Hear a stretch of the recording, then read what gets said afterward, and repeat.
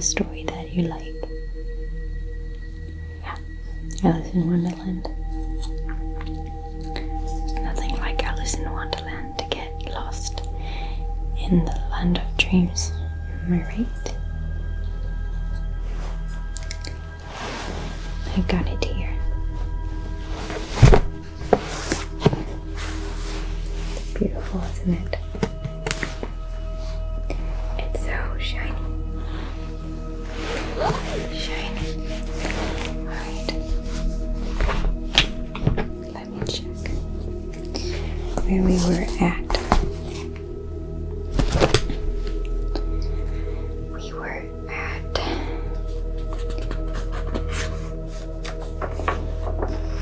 was it? I think it was when Alice grew bigger in the house, and then someone forced the lizard to go in it to investigate it. So I know you won't really remember, you probably fell asleep last time, but we must burn the house down, said the rabbit's voice, and Alice called out as loud as she could, "If you do, I'll set Dina at you." Dina is the cat. It's her cat.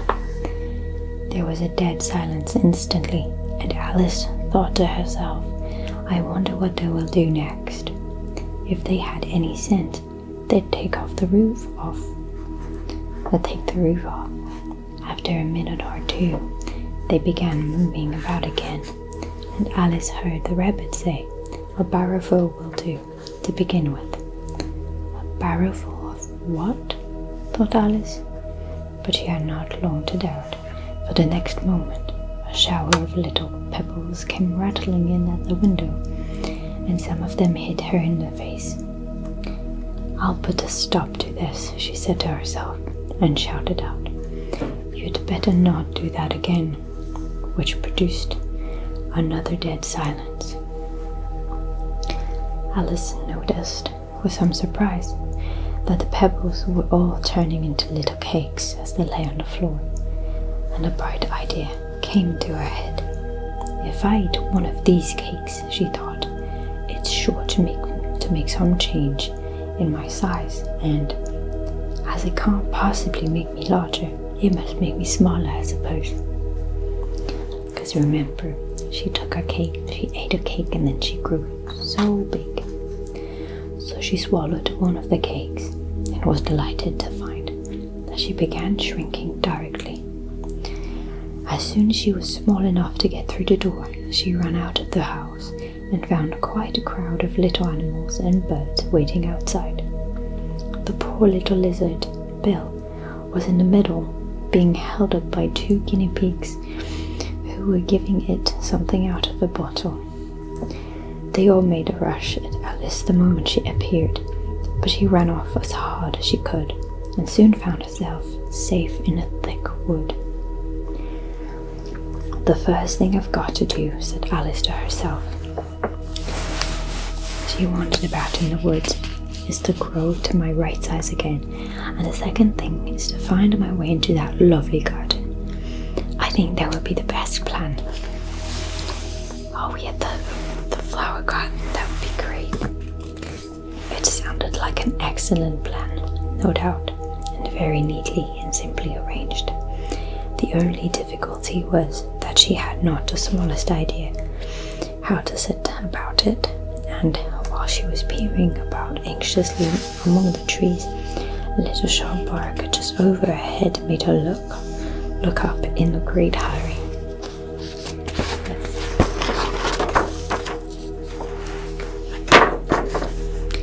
An enormous puppy was looking down at her with large round eyes, and feebly stretching out one paw,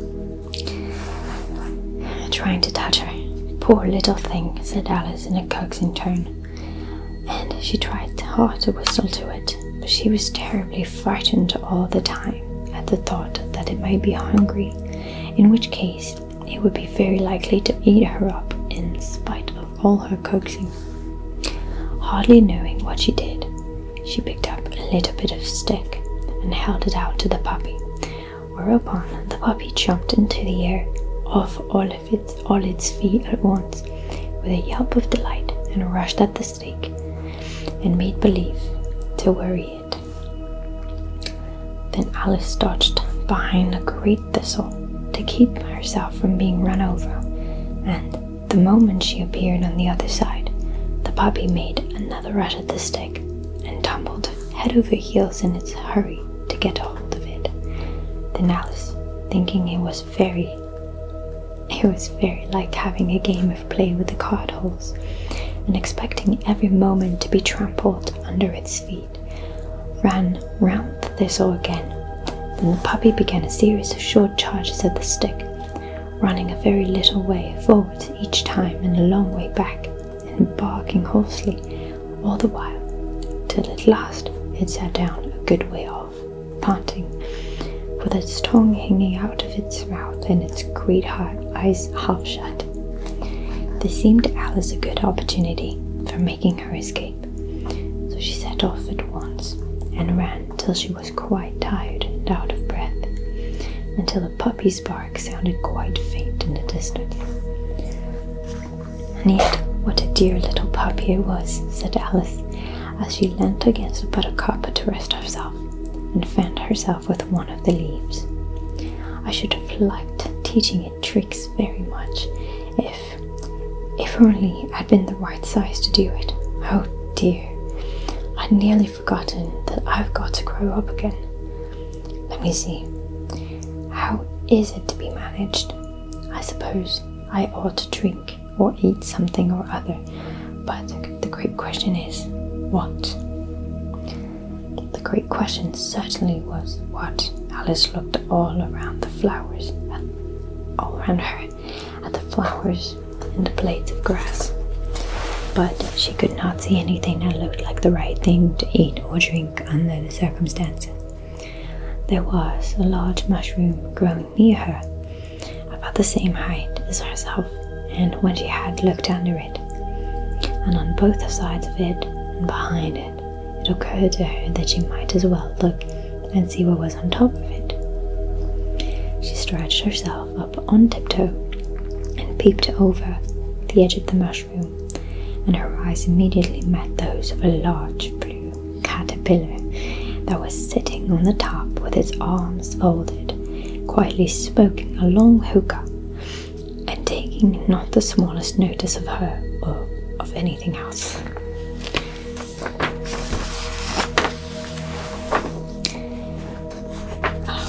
Chapter 5. Advice from a caterpillar. The caterpillar and Alice looked at each other for some time in silence. At last the caterpillar took the hookah out of its mouth and addressed her in a languid, sleepy voice. "Who are you?" said the caterpillar. This was not an encouraging opening for a conversation. Alice replied, rather shyly, I hardly know, sir. Just at present, at least I know I was when I got up this morning, but I think I must have been changed several times since then." "What do you mean by that?" said the caterpillar sternly. "Explain yourself." "I can't explain myself, I'm afraid, sir," said Alice, "because I'm not myself, you see." "I don't see," said the caterpillar. "I'm afraid I can't put it more clearly," Alice replied very politely, "for I can't understand it myself, to begin with, and being so many different sizes in a day is very confusing." "It isn't," said the caterpillar. "Well, perhaps you haven't found it so yet," said Alice, "but when you have to turn into a chrysalis, you will someday, you know, and then after that into a butterfly, I should think you'll feel it a little queer, would you?" "Not a bit," said the caterpillar. "Well, perhaps your feelings may be a bit different," said Alice. "All I know is it would feel very queer to me." "You," said the caterpillar contemptuously. "Who are you?" Which brought them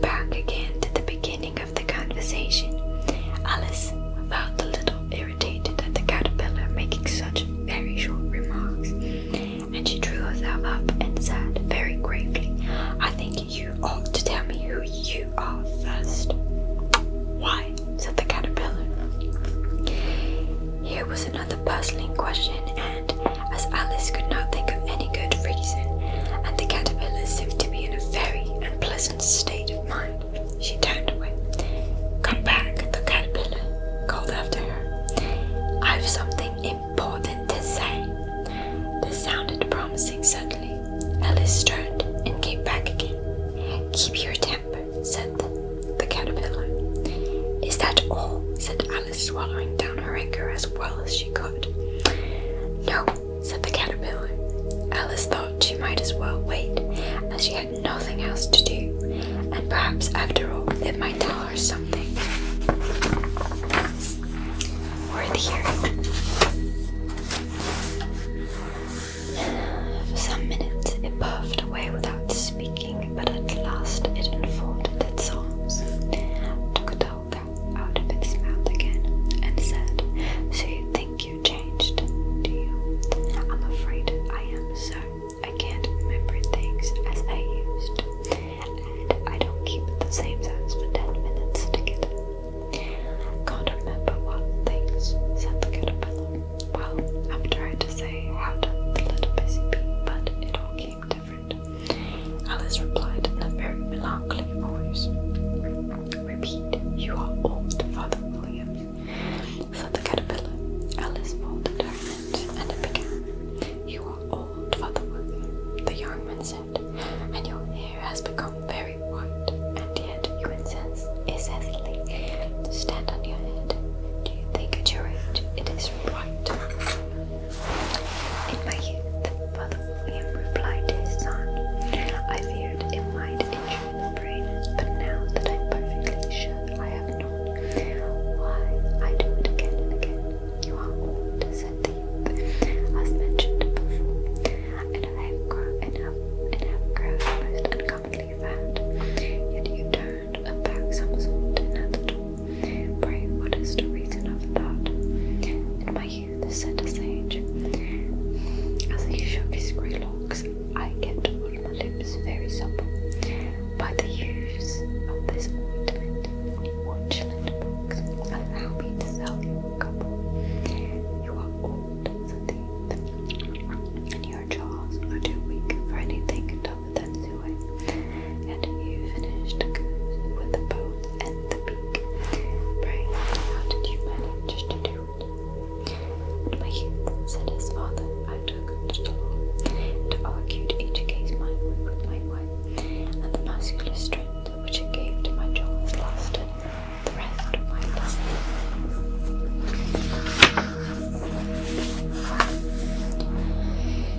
"You are old," said the youth. "One would hardly suppose that your eye was as steady as ever. Yet you balanced at the end of your nose. What made you so old and clever? I have answered 3 questions, and out is enough," said his father. "Don't give yourself airs. Do you think I can listen all day to such a stuff?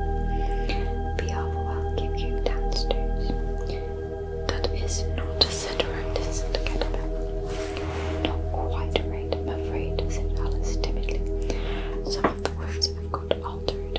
It is wrong from beginning to end," said the caterpillar decidedly. And there was silence for some minutes. The caterpillar was the first to speak. "What size do you want to be?" it asked. "Oh, I'm not particular as to size," Alice hastily replied. "Only want a slight change of it, you know." "I don't know," said the caterpillar. Alice said nothing. She had never been so much contradicted in all her life before, and she felt that she was losing a temper. "Are you going to